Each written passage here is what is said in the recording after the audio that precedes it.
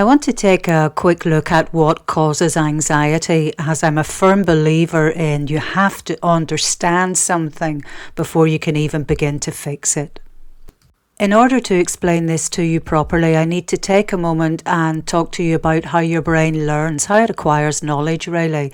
Because if you're struggling with anxiety, without knowing it, you kind of teach your brain to be anxious. Let me explain. I'm going to put up a sentence on the screen in a minute and I want you to read it and answer the question.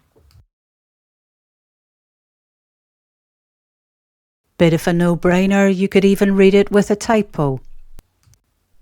And the reason that you can do this, even with a typo, is that your brain has learnt to process a lot of information automatically. With no effort on your part, you're able to glance at the screen and understand. You don't have to read the words separately or get confused by the typo. You understand and can respond automatically. And this is really important in terms of understanding why you're struggling with anxiety, but I'll get back to that in a minute. Your ability to read wasn't always this way. Think back to when you were a kid. When you were learning to read, it took a huge amount of effort. You had to separate all the letters and try and make sense of them. And if I was talking in the background, it would put you off and you would have to start over. But the more you practice, the more time and energy you put into learning to read, eventually it becomes the automatic process you have now, and you can read without even thinking about it. Even with a typo, it's automatic. Your brain is fantastic at acquiring knowledge. If you look at those things behind me, let's call them neurons. And to really simplify this, think of a neuron as something that sends messages within your brain, a little building block if you like. And the more time you spend practicing something like learning to read, the stronger these connections become. And the less distance they have to travel to send a message to another one. And sorry, this is really oversimplified, but I think you're getting the picture. It would have been this repeated practice that you did yourself when you were a kid to learn how to read that strengthened and shortened the connections in your brain to make you carry this out automatically. It's the same sort of learning that occurs when you're learning to ride a bike or drive a car. At first it's really, really difficult, but with practice you can get into a car now, put your elbow out the window, turn the radio on and off you go. You don't even have to think about how to do it. Your brain will do this for anything and everything that you spend a lot of energy on and put a lot of time into.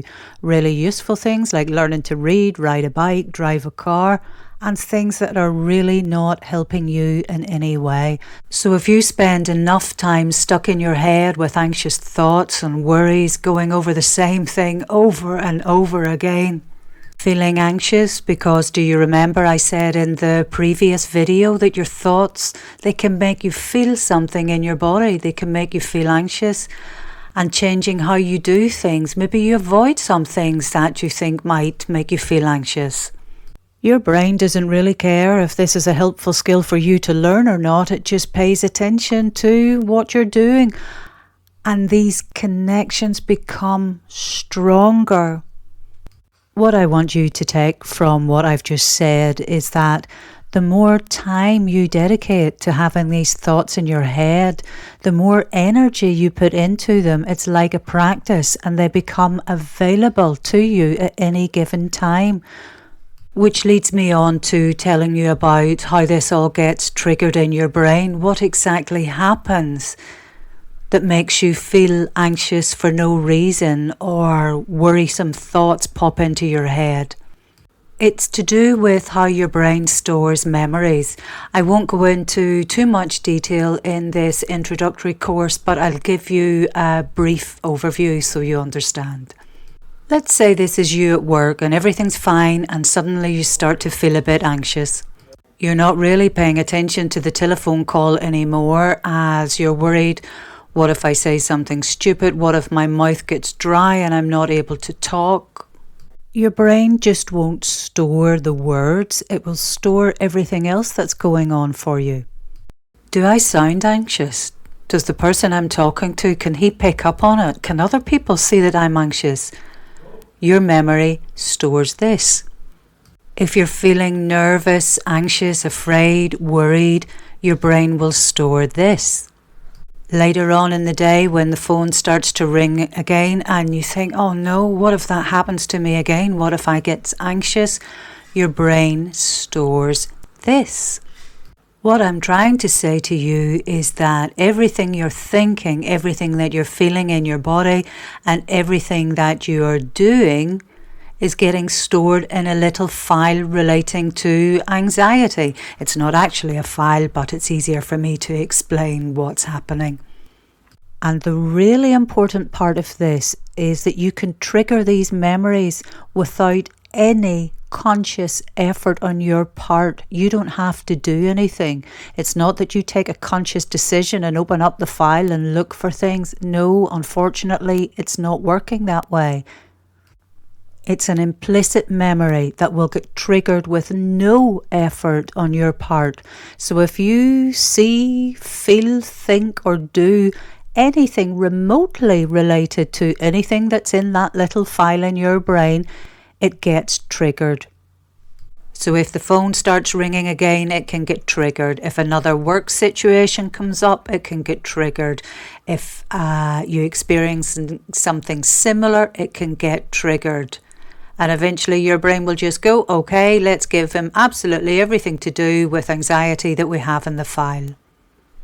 Why I'm telling you all of this is to get you open to the possibility that you can actually control anxiety. It's not that it just comes out of the blue. There's a learning, a little pathway dedicated to anxiety that's stored in your brain, and you can change this. You will be doing some things at the moment that will be adding to that anxiety file in your brain. You might be avoiding some things in case your anxiety gets triggered. You might have a lot of thoughts in your head that are repetitive and keeping the anxiety going.